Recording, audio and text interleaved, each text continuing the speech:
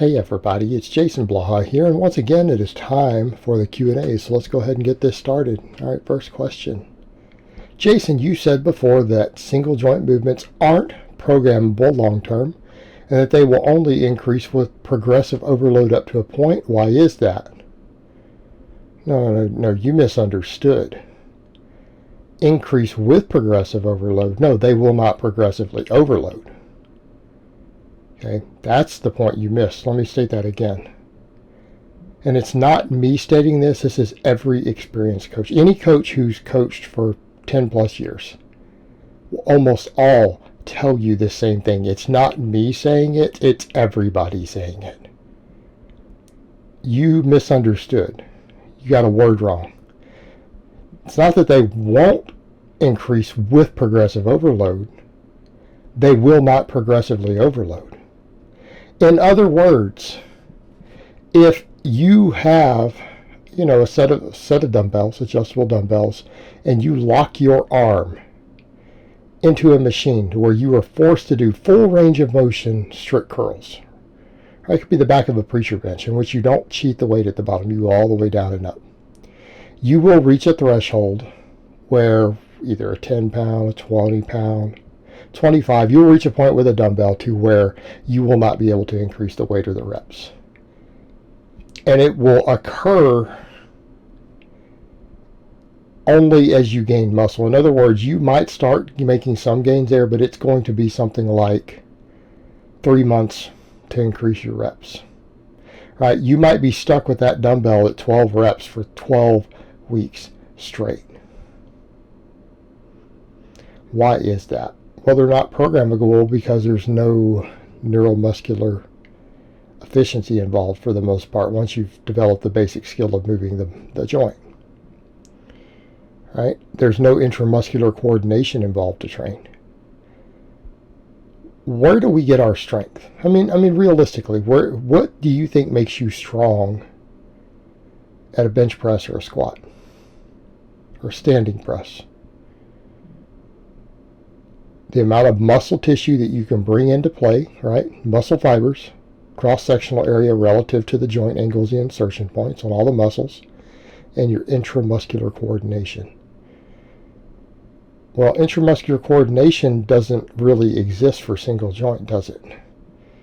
It's using the different joints and muscles in unison. Well, that doesn't exist in a strict machine curl or a strict locked-in leg extension. Those are single joint. Now, you can swing on a standing curl. That's not single joint. That's technically a multi-joint movement because you can swing and move. You're not even remotely isolating. You're using 17 different muscles to move that weight. Right? Everyone understands that, right? Good. Everybody understands that. Talking about a true single joint movement. Well, no, you can't train it. Now, you can get intramuscular coordination to teach you how to cheat curl a little bit. Now, that's different. That's a multi-joint exercise. That's a big compound movement, right?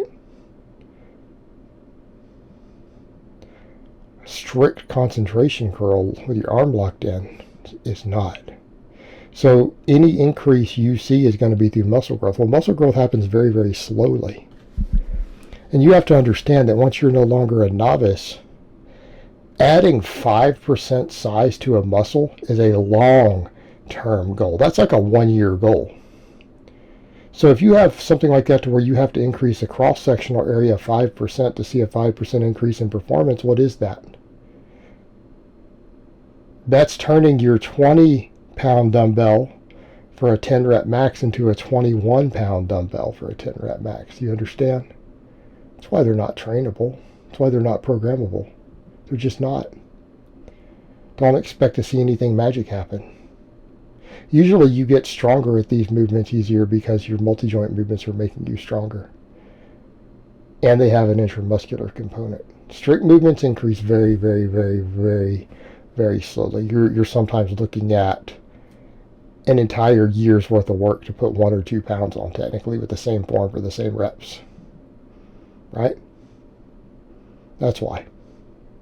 They will not progressively overload. All right, next question. You have said several times that if someone can do 5 by 10 times 135 good mornings, they can probably deadlift at least 400. But I can do sets of 15 with 135 slow and controlled, and can only deadlift high 350. I record all my lifts, and on every rep I go almost to parallel. My D's don't move forward at all. I also have tested it with an empty bar. My form is the same on all work sets.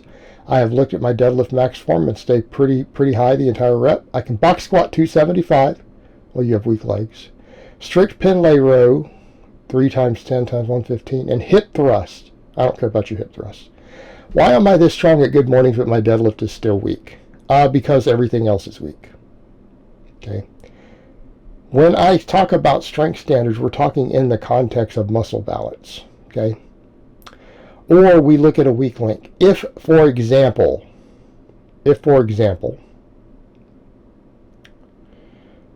glutes are the weak link in your deadlift, I have ratios of a hip thrust or a glute bridge number that we aim for,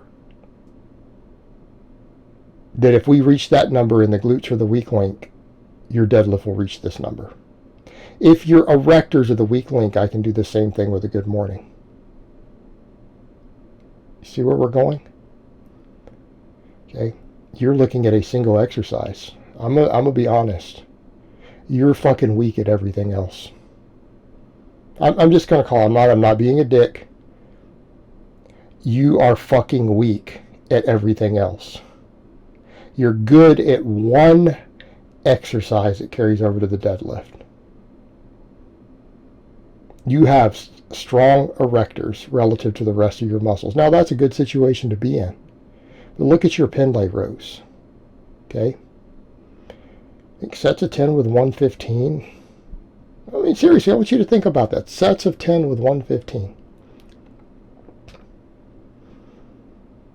You need to get that up to 135. You need to get that up to 135. Hip thrusts. How much have you seen me hip thrust for sets of 10? Before you saw me squat 550, deadlift 615, what do my 10 rep sets look like on the hip thrust? Are they 315? No, like 455 pounds. Extrapolate that over. Okay? I want you to extrapolate the math there. What percentage of my deadlift was that?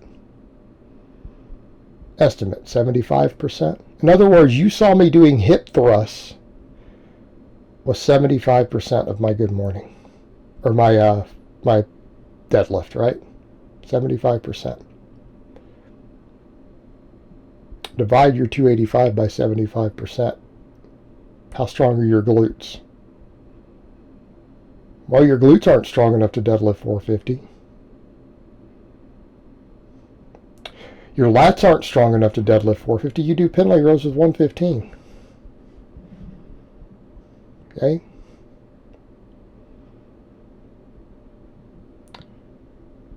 Box squat 275. You have weak legs. You got one exercise that carries over, and that's good. That's a good starting point.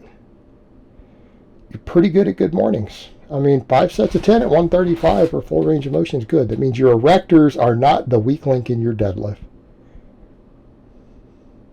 Your glutes are weak as fuck. Your lats are weak as fuck. Your quads are weak as fuck. Now you tell me why you don't have a 450 deadlift. Look at your numbers and extrapolate all that over. Okay. Get your hip thrust up to 315 for sets of 10, if that's what you're going to use. Get your pendley rows up to 135 for sets of 10. Get your box squat. You can box squat 275. Well, once you get that up to 315, get that up to 325. To get it up to 350. And get that box squat up to 350 pounds. So what do we need to add here? You need to put 75 pounds on your box squat. You need to put another 20 pounds on your pendley rows. Hip thrust, actually, we're talking about deadlifting 450, at least 365. At least 365. Get those hip thrusts up to 365 to go with the good mornings. And then come back and test your deadlift. Okay? One exercise in isolation isn't going to cut the mustard. The deadlift uses all of these muscles. All right, guys, but that's really all I have to say on that today. I hope it's been informative, and I will talk to you guys next time in part 2.